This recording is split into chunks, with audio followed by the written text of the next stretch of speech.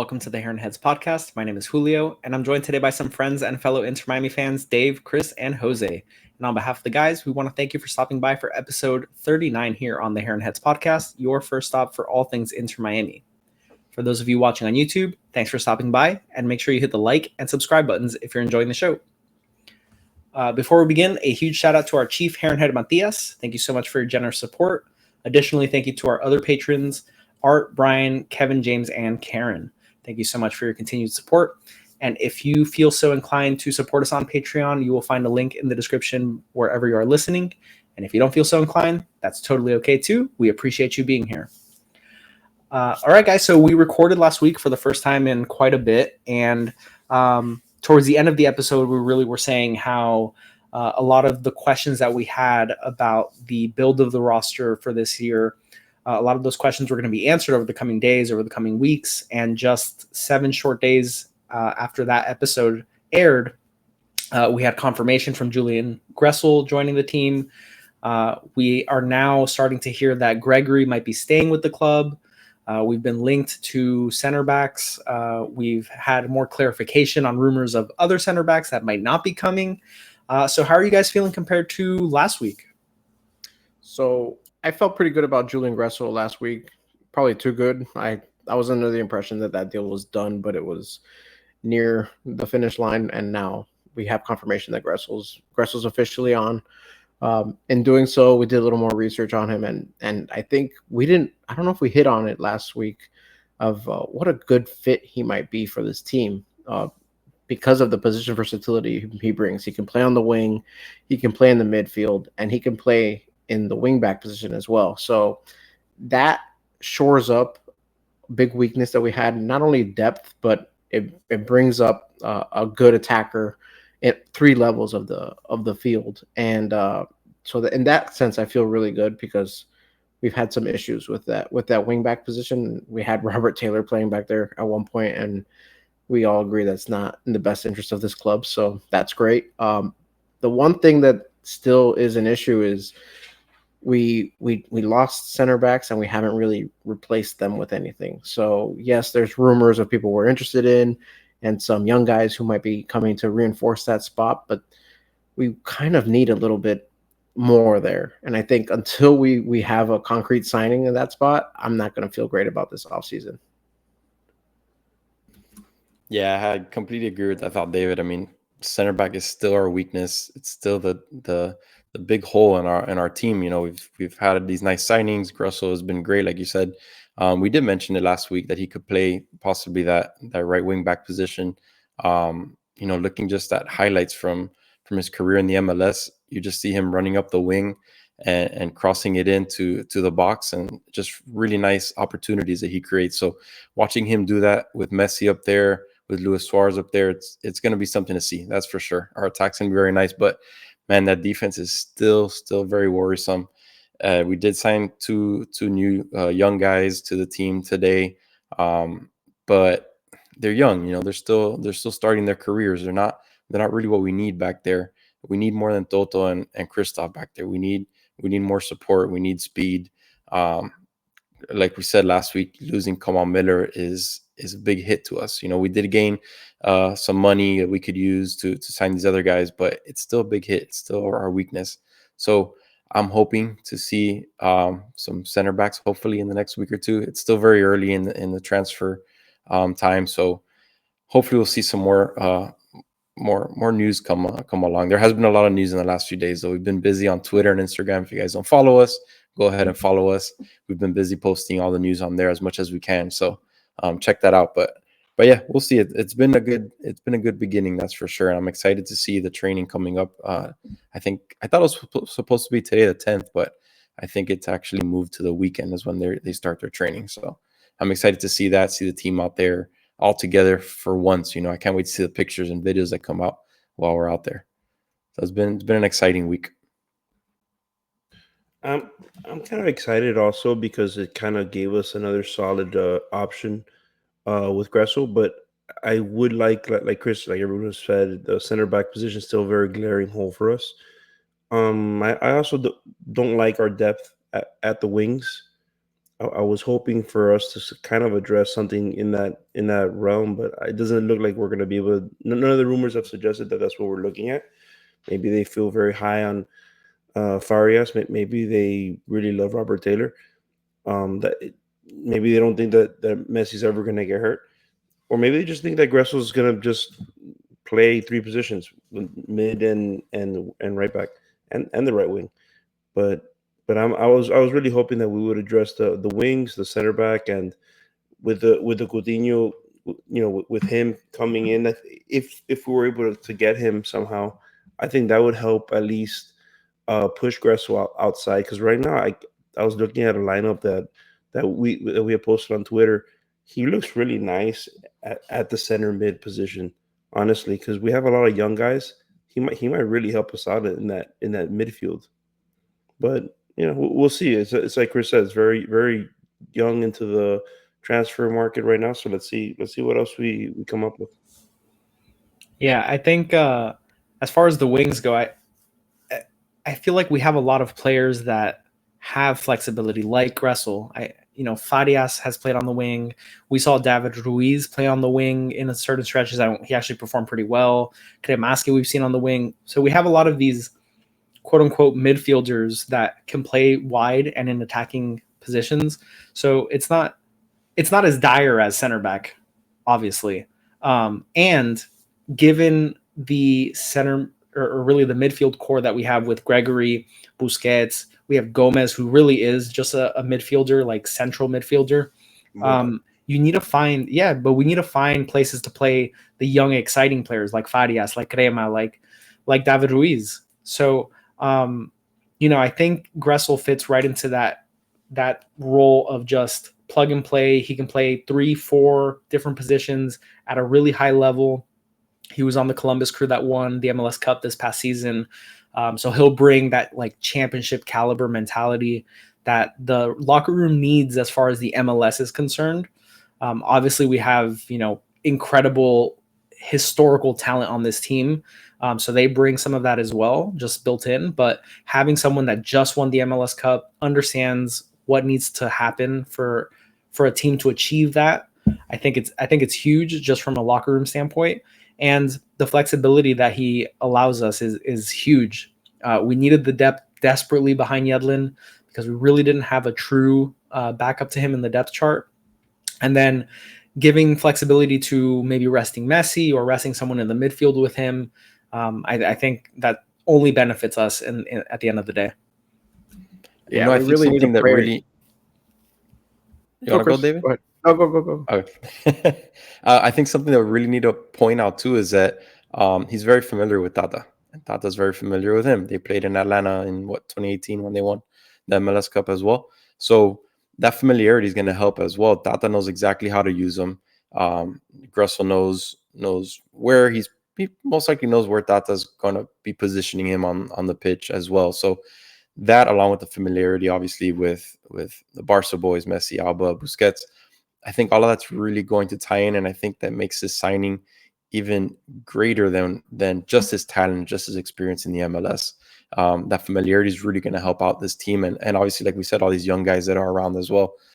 We could teach them a thing or two about this system and about the coaching and the scheme that they're going to be running. So I think that's something that I haven't really seen a lot written about, but I think it's something that should be mentioned as well. Just that familiarity piece is really going to help out in the long run. Yeah, that's why I feel like he wanted to bring in Gonzalez Pitas. It's somebody that he's had before. But what gives me a little bit of pause with a player like Gressel is, yes, it's great that he brings that position versatility. But what's one thing that we kept complaining about last season? It was Tata tinkering and putting people and moving them around. And we have a glut of midfielders on this team. Yes, we have Busquets. We also have Mota, who's coming back. Gregory, who didn't play a lot last season. So we have a lot of players in this midfield, and even people that we've been linked to in the offseason. I know Modric isn't coming, but that's somebody that was linked to us. We have Coutinho, who's not linked to us. There's been constant flow of more center mids being linked to us. So it's just like, what's the priority of this club? It's like Chelsea with wingers. They're obsessed with wingers, and now I'm a fan of Inter Miami, who's obsessed with center mids. It's like at some point you have to fill out your roster in different places. So that's something that's giving me a little bit of nervousness heading into the season, because you got to fill out your roster in other places. Because even the young guys, Kramaski's on there. You have Diego Gomez. I mean, there's just so many, and you're going to be forced to play them out of position if you want to get most of these guys on the field. I think also that's part of what both of you are saying, is that Tata is actually building out a roster that he likes, right? So when he tinkers, like you're saying, David, he's tinkering with guys that he's kind of tinkered with already, right? So he knows what they're good and what they're not good at. So it's a shame that we didn't get Gonzalo Pire, because like I think that would have just been another guy that just is familiar with his system. You know, last year he was trying to do with people that weren't his guys. So like Kamal Miller being out, I mean, we like Kamal Miller. I don't think he was a bad player, but it just didn't flow in the game the way he wanted it. Maybe when we were calling him Rudiger, maybe Tata Martino was literally just grabbing his head like, "What are you doing?" You know, but you know, I like that he's at least bringing in the guys that he's familiar with, you know, and that he's won with also, and that makes sense. Gressel makes so much sense to me in the system that we used last year, and I would imagine that we're going to use a very similar system and formation this season.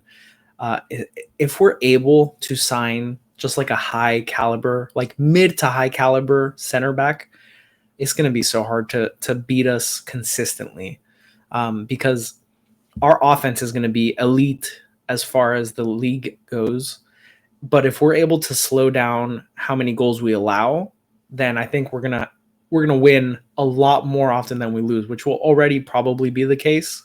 But getting that center back, just like a LGP would have been just huge, because he's a very high level defender, and just being able to shore up the defense by one deviation, we would be so much better equipped to take on the season, because it's just very concerning with the number of games that we're going to have to play over the course of the season. The depth just it isn't there, like for our starting line. Like the depth behind it is a significant drop off. I imagine we'll see some regression from Christoph, as the season wears on, just with, again, the schedule congestion, his age. He's not going to get any faster or stronger, really. So I think, keeping my fingers crossed that over the next couple weeks, we'll see some things start panning out. But given that we are rumored and connected to center backs, almost, the names change almost daily, it shows me that there is an intention. Yeah, there's something going on, in the front office, that they're saying, okay, let's get that final piece, and that gives me hope for news that is to come. But the question I was going to pose, I was going to ask you, okay, Brian, so last year, what was the thing that kind of killed us in the end was what? Injuries, right? And how we were ill-equipped to handle those injuries. I think that was our main issue, right, guys? So are we better equipped right now than we were last year? Not in central defense. Anywhere. Like, so Messi got hurt, right? Alba got hurt, right? Just those two alone. The other guys that got hurt, I think they were just guys, to be honest with you. I think the rest of them, they were just like, okay, whatever. But when those two got hurt, do we have an answer for them now that we didn't last year? I think Gressel can plug into any of those positions and do at least average job that is better than what Noah Allen had, better than the rotation that we had in Messi's position and in Yedlin's position. I think he covers a lot of those ails. It's not the right answer, because if 2 or 3 of them go down, like what happened last season, then we're screwed. But if you get 3 injuries to starters to begin with, you're in a tight spot, because regardless of who's behind them, it's always going to be a drop off. But I do think Gressel provides us with, again, the versatility to plug into a lot of positions that we didn't have good depth at. We absolutely need to get someone that can be plugged and played in center back position, like proper center back position. I think up front we did improve. You know, we don't know how Tata's going to send out Luis Suarez with Messi yet. Maybe there's going to be two strikers up there with Messi. We're not sure. We haven't seen anything yet. But if you look at last year, it was Campana, it was Messi, and then Joseph Martinez. I think Luis Suarez is definitely a upgrade over Joseph Martinez. So that in itself is already an upgrade. If Messi's out and we need to be starting to start strikers or change the formation, I think that in itself is already an upgrade over Joseph Martinez. So I think we could say we've upgraded there. And I agree with everything that Julio just said. Gressel's he's versatile. You know, we talked about tinkering, but he is versatile. So we could plug and play as needed when these injuries do occur. And injuries are going to occur. They occur every season, unfortunately. So we just got to hope they minimize injuries and just hope for the best. But I think in those places, yes, center back, we're worse. We're definitely worse at center back. So that's, again, it's worrisome. It's the common theme here, but it's worrisome. And we're healthy now. Obviously, training starts now. So you always get those knocks that come during training. But we have players that didn't really play at all that are providing a little bit of depth on the wings. We have Corentin John. Mota, who played sparingly last season. So there is players that provide depth throughout the roster, but you know that just with training and with everything that guys will go down, and we'll have to see where we are in a few weeks, and then we can kind of reevaluate. But yeah, all that aside, the one thing that even as healthy as we are, the center back position is just, there's a gaping hole there. Yeah, I mean that's kind of what I was thinking. I was like, okay, well, if we've shored up for sure, Joseph Martinez, great upgrade. Come on, Miller out. Okay, I'm assuming, like Julio said, we've constantly been looking at different guys. I'm assuming we're gonna find someone there. If we get a guy there that's not, I don't think he's gonna be like Come on, Miller, but let's say we get a guy that can somehow fill the shoes, maybe not as good, then we for sure upgrade at that point, right? And then when we throw in somehow Coutinho, bro, we're looking at a serious team at that point. But Coutinho where? A center mid, instead of like right now we have maybe what Gregory is. I like Gregory, but I think Coutinho is better. You know, you put Coutinho next to Busquets on the left side. I think that would be amazing. So we've been linked with Coutinho, obviously a European superstar for a long time.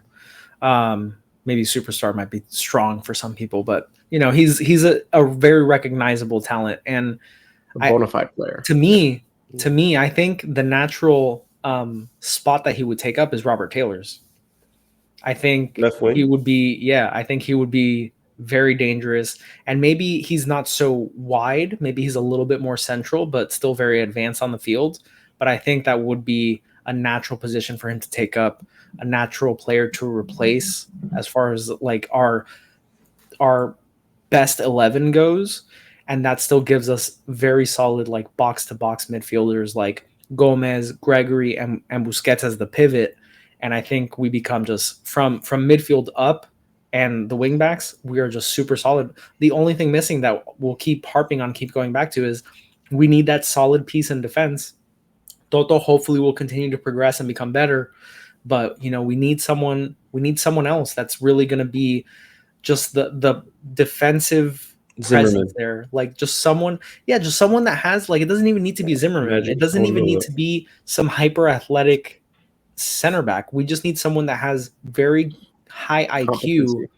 Very high IQ, good positioning. Like, you know, I'm not just throwing this name out there because they're linked with us by any means, but like look at Thiago Silva for Chelsea.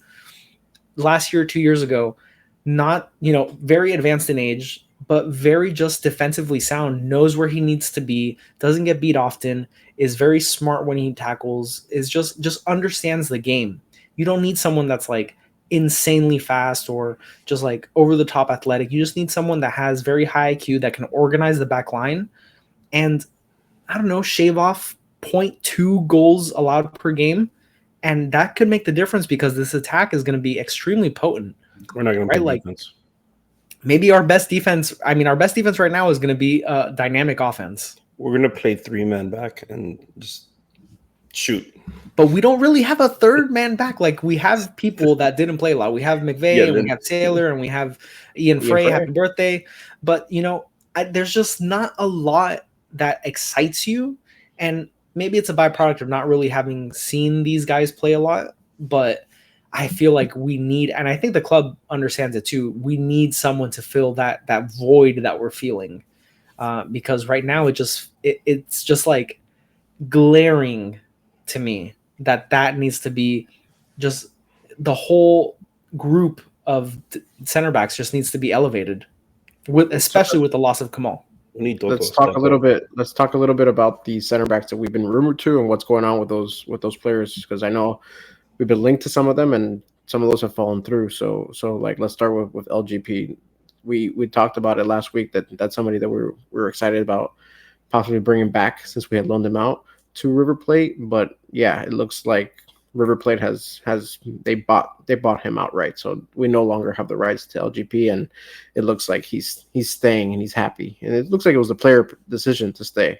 So that's one that's not going to happen. And I then think that news came out the same day of our recording or something like that. yeah, we got a commenter on YouTube let us know that we were wrong, and we appreciate you. So thank you for letting us know, because we immediately looked it up and Mere hours after posting the video. yeah, well, we appreciate it. I mean, we're not all knowing. We're here, just a couple fans trying to get through the day. Yeah, just cutting it up. Yeah, so LGP is not going to happen, unfortunately. And then we were rumored to be linked to Boca Juniors center back Medina. That one, I think Jose fell in love with once he started watching his highlights. And you want to talk a little bit about him? You're on mute. Mute. He's a magician. There you 2 go. for 2, guys. There you go. He's a magician. I love watching him play. He was a little bit wild watching him, but man, the stuff that he was doing on the pitch was pretty incredible. When we did our first bid was what Dave, like 7 million. You fell off you're like, there's no way they're gonna. And then they did 12 million, and we're like, you never know, maybe, because I think they actually wanted 15. And then so we met them halfway, and then we did 12. And I was like, oh, you never know. Just shake hands, see what happens. But no, they said today that it's probably not going to happen at all. So yeah, it was a long shot. Medina, he's a rising stud, and he's probably going to end up in Europe next year with a much more lucrative sale. So, all the Boca fans, I understand. The Boca fans did not want to let him go, especially for 12 mil. Like, no chance. They said we need him. We need 50 mil and get him to Europe. That's what they wanted. I was like, Jesus Christ. All right. So unfortunately, that's 2 center backs now that we've been linked to that have kind of fallen through. So have you guys heard of anybody else, or are we just waiting for the next center back de jour to see? Yeah, I mean, we Cuesta last week, and he just sort of fizzled out when we didn't hear anything about him after that. Like one day that his name popped up, there's been Rojo, I think was his name, from Argentina. Like, we're just going for the Argentinian center backs to pair with Toto for the perfect EAFC chemistry. But yeah, like I don't know. There's nothing been solid that I've seen. Sorry, Chris. I think no, you're good. I think it's worth mentioning. Like I said earlier, we did sign those 2 young guys today to a contract. So one of them is a center back. He was last year's MLS Next All-Star pick. So at center back. So we saw last year Tata isn't afraid of playing these young guys. He played teenagers, multiple positions on the pitch. So it's something interesting to see. Not saying that he's going to be the one that we need to fill this gap. But it's fun to watch. It's always fun to see these young guys come in and see what they could do, see what they could bring. So, hey, you never know. He's had success in the academy and in the MLS Next. So it's gonna be fun to see. It's not these big names that you guys are mentioning, but it's what we got right now. So I hope that's not what they're planning. But it's what we got, and it may be something interesting to watch. It's a good sign that our youth academy is producing MLS, like major league quality players. This is now what, the third or fourth youth academy player that's been able to sign a major contract. So that's a good sign. And again, in positions of need, we have the right back, which is Boatwright, and then the center back, which is Hall. So young guys, but man, if they can bring some juice and some athleticism into this group, even if it's not starting, if it's just coming off the bench and getting your feet wet, like with Toto. Look what Toto did. He came as a young player, granted a little higher quality league that he came from, but he kind of brought a little bit of juice and energy that by the end of the season he became a mainstay. So who knows? Maybe our developmental program can become one of the best in the league, and we can start seeing that, because I know that's one of the main priorities of this group with Mas and Beckham. They really want to make this to be a fully functioning organization that brings players from a young age. So if they can start producing homegrown talent at a pretty regular clip, it's going to help. And like Jose loves to do, start selling some guys, baby. Let's go. Let's make some money off of these young guys, right? That's right. And that's it's funny because the youth academy that you're talking about, I mean, they're going to build a hell of a facility in Miami, by the airport. And one of the things that they're going to be doing is making these facilities accessible for these youth academies. So that's something to watch. Yeah, we're hoping one of these guys becomes the next Kremaski, basically. Ty Hall is 17 years old. I think Boatwright is also in that sort of vicinity. Ben has only 18. So I think if either of them even competes 4 minutes, I think that's a fantastic sign. Because you never really know. Once they get to playing against much more mature people on the field, it's a different ballgame. It's like when you make the transition from college football to NFL. Like it's a different animal altogether. The speed's faster. The just the physicality is much more heightened. So I think if they can compete for minutes, it's a win. Always very cool to see academy players go up through the ranks, sign a senior team contract. I think it's so cool. I mean, we fell in love with Benha because he was like our guy from Key Biscayne. Like, it's just such a cool story. It's such a good way to connect with the fan base, and hopefully we can root for these guys, during some matches this season. I imagine we will, just because there's so many games. I mean, we may see them sooner rather than later. We may see them against El Salvador. We may see them in some of these friendlies that are just in a very congested friendly schedule. I don't know what the club was thinking as far as scheduling goes, but here we are. How Messi is going to be on a cruise because he's going to be the godfather for Icon of the Seas for Royal Caribbean. How he's going to be on a cruise and mix that into the whole preseason schedule? I don't know how this is going to happen. Is he really going to be on the cruise though? No He's shot. Just going to present. He's going to smash He the breaks the champagne bottle and then go on with. I have no idea, but he's the godfather of the ship. He probably will be. I don't know. I think he has to live on the go boat. in, go off. That's his new home. He's going to be the fairy godfather. It's a beautiful ship. I would stay on. You're you though. Messi's Messi. probably owns the ship. Similarly, I'm pretty sure he has a yacht like half the size of that ship. So, anyway, so a couple other bits of news that came out. Very interestingly, Sporting Kansas City announced that the match that Inter Miami will be playing in Kansas City is moving to Arrowhead Stadium, the NFL stadium that's in that city that can hold probably 2 times the capacity of the soccer stadium. And there's been mixed response. I think some of the season ticket holders feel like it's a slight towards them because, they pay for sort of the right to be in that intimate setting. And now they're moving it to Arrowhead. And it's this whole thing. We went over it quite a bit last season with the rumors of maybe certain games being moved to Hard Rock Stadium. I think it's great. Like, get more people to these games, make it more accessible. Messi's economy is just inflating these ticket prices to a point where fans of these clubs can't go see their club when Inter Miami comes to town. And I think that's not to me, it's the MLS should be concerning themselves with getting as many people as possible to these games. And Messi is driving interest. So move it to a bigger stadium if you have the ability to. And increase the people that can go and watch an MLS match by 2, by 3, maybe more in some cases. So I think it's a great move. I think we'll see more teams doing it, even if there's some backlash. I think overall, there will be overwhelming support for moves like this. You think? Yeah, I agree. I think I hope so. I hope we do it. How have we not done it? It's ridiculous. I mean, how many? There's so many people here that still haven't gone to see Messi, and this is the point that I was going to bring up. The Messi show, the Messi circus, all that stuff. It's not over, guys. He was only here for a third of the season. He hasn't been to all the teams. They haven't. Everyone has not seen him play yet. So it's going to continue. They're going to keep trying to make money off of this. They're going to keep moving it to bigger stadiums. Hopefully, Inter Miami does it here at Hard Rock Stadium as well. It's going to continue. The circus isn't over. It's only been a third of the season. There's a lot of games left to play, and yeah, it's going to continue. They're out for the money. They might as well take advantage of it. I agree, and maybe Jose will get his wish, and we'll get a Hard Rock game, and then he'll buy us a suite so we can all go enjoy.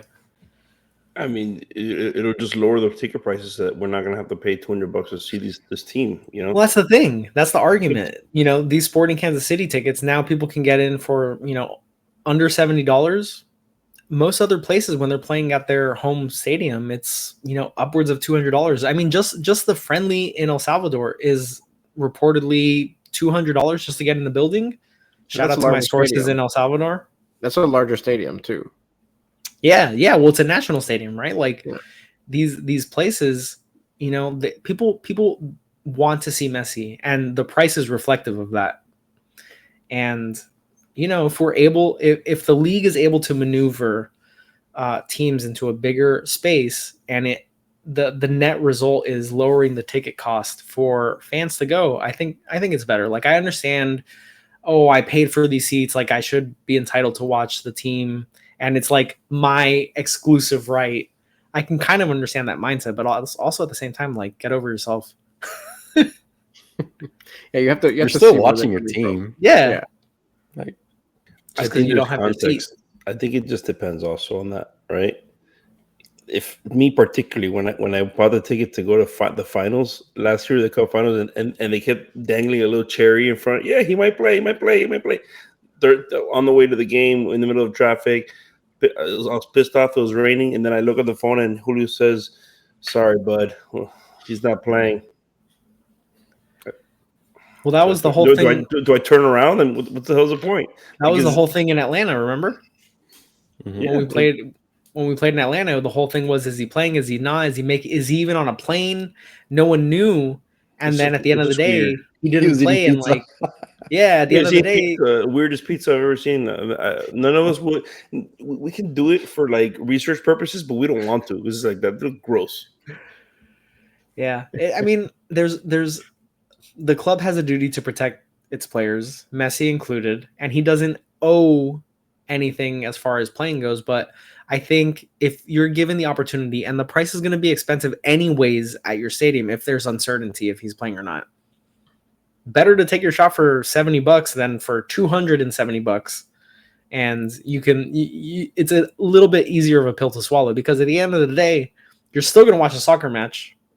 You just aren't going to get a chance to see Messi, which is an unfortunate possibility, but a possibility nonetheless. And you take that chance no matter what. Like, Messi could get injured 5 minutes into the game. I'll tell you what, this year it's a little bit funner because it's not like we're talking about Messi, but it's not just Messi right now, right? Like, we're literally talking about Coutinho, bringing him in. Luis Suarez. Right? Like, we have Luis Suarez still there. That's what I was going to get at. Leonardo Campana. Robert Taylor. Luis Suarez. No Allen. We have Luis Suarez. Boatwright is going to mean that we're never going to see Allen again. That's my hope. I hope Boatwright becomes Allen's replacement. If MGM, that's actually a good point. It's actually a good point. If Hard Rock was placing a bet, I would say yes, we're going to see him again. But because the problem is that we have not addressed the left wing back position. Gressel doesn't play left wing back. He can, but he plays more right wing back than anything else. But we'll see. You know what? Noah Allen doesn't play left wing back either. I don't know what you don't know what he does, but yeah. Well, just 1 week removed from last week, and there's been a lot of lot of shifts in ideas and what's going on. Gressel was already pretty much on the cusp last week. I think the Gregory news is fantastic that he's staying with the club, that Inter Miami is committed to playing him. But the report seemed to be that Inter Miami really has a big plan for Gregory as far as his involvement in the season. I think he's a great fit for him a lot. System. I really, really like him a lot. I The think he big brings plan- physicality to the midfield with skill. So he brings physicality and skill. That's something that we don't have in that midfield. We didn't have. Busquets has skill, but at this stage in his age, he doesn't have that same physicality that he used to have. So we didn't have that ability. He's quick. He can pass. He can score. He can do a little bit of everything, and it's something that we needed. And he's Brazilian, so if he brings takes that jogo bonito. Listen, we'll take off. We'll be more loyal to Gregory if he takes off the DP. Because if he doesn't, we're not gonna be that loyal. Because the moment that somebody else comes, We use too many people. Who? You said we're not gonna be that loyal. What are you talking about? We're not gonna be that loyal. Inter Miami is not gonna keep him if he keeps that DP rolling. All of a sudden, another birdie flies in and drops a little paper that shows someone else is better than him. Oh yeah, if Modric all of a sudden wants to come here, yeah, we're gonna be very loyal to Gregory. No, we're not. Sorry. Well, the club made their intentions pretty clear. They re-signed him late last season, and this just reinforces that same exact action. So I'm very happy with the move. I think you're very unfamiliar with his game, and I think you'll be pleasantly surprised with what he brings to the club. He was our best player 2 years ago, and then he got injured at the start of the season. So, That's so much, Julio. I understand. Right. It tells me that you haven't watched a lot of Inter Miami pre 2023, but that's okay. You'll learn to love him, just like you learned to love Robert Taylor. It happens. It just happens. You're going to become common law married to him. I'm not going to comment on Robert Taylor because every time I do, you guys are going to make a music video out of it, and I'm not going to go there. We have proof. We have a video. You love him. No, you were sorry about everything you said last year. It's proof. Go on Instagram. It's there. So internet's forever.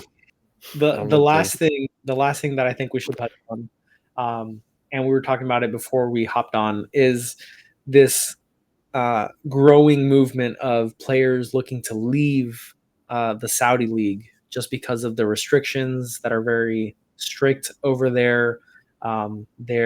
How they view women, and there's just a lot of lifestyle things that go on outside the pitch that are making it maybe not so worth going over there. So I think as we talk about if other people become available for the DP slot, I think that's very relevant. So what are your guys' thoughts on all that? Gregory's gone. That's my. I think it proves Messi's decision even further. He has a family, wife, 3 kids, and that's not the lifestyle that he wants to live over there. He wanted to be with his kids. He wanted that family life, and that's what he got over here in Miami. And I think people are starting to see that moving over there with their families. It's just a different lifestyle, and not knocking any lifestyle. It's just different. It's different, maybe from what they were used to living in their previous countries or their previous clubs. And I think they're opening their eyes now. And who knows, maybe these guys going over there maybe take a pay cut and want to come here to Miami or even to the MLS. Even to the MLS, it'll be nice to see some bigger names in here, just like we spoke about last week. Yoris going to LAFC, was it? So hey. Yeah, I'm not going to comment on what club he went to, but it's just something that makes sense. Yes, Messi was maybe a little bit familiar with how things were over there. He was being paid by the Saudi government for the tourist board, so he kind of had an understanding. So maybe that's why his wife raised the red flag, and she's like, "There's no way that we're moving over there when we can move to Miami and be basically in the same culture that we're accustomed to." So that's one thing, but yeah, we're not going to have to worry about this probably for another year, probably the next summer transfer window. It'll probably be the time where a lot of these players can opt out of their contracts.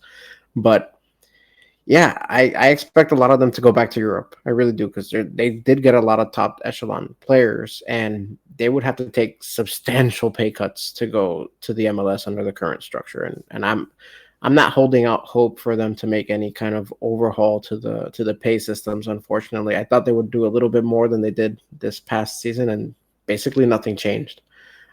So I don't expect to have this influx of talent from Saudi, but maybe some of them do decide to come over, and I think that would help more the league as a whole, more than just Miami, because Miami does have, they're kind of restricting ourselves now with some of the players that we already have on there.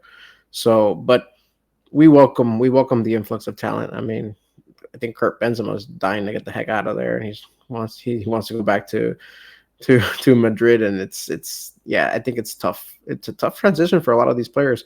I thought they were just going to get some of the players that have kind of that culture in them, but they got players who are French, Brazilian. They got a lot of different cultures to go there that are very, very, very different from the situation in Saudi Arabia. So that is an issue. I mean, when you have the Latin culture, which is very flamboyant, very open, and this is a very, very, very conservative area. So yeah, I mean, it was kind of obvious that this would happen. Hopefully, everybody gets out and there's no issues and nobody gets hurt or anything like that. So that's what I'm praying for, that everybody gets what they want, and yeah, hopefully we get some talent in the MLS.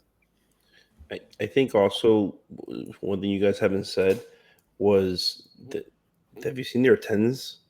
Like it's really bad. It's like it's worse than NYCFC and Red Bull put together. That's really bad. That's really bad. It's a crappy fan base. But it's like, when you're looking at these players, if you guys plug the Beckham documentary on Netflix, that was one of the things that he hated when he joined MLS. That he was used to playing in front of Real Madrid in the Bernabeu, and then all of a sudden he goes to LA Galaxy Stadium and he's like, okay, this sucks. It just is what it is. You're used to all the glory, all the fandom. You get to these places and you're playing in front of like 90 people and your mom. It's like, what are you doing there? Not your mom, Chris's mom. Chris's mom was there, but no, it's like there's no point. There's no, but like you feel like you're wasting your time and your talent.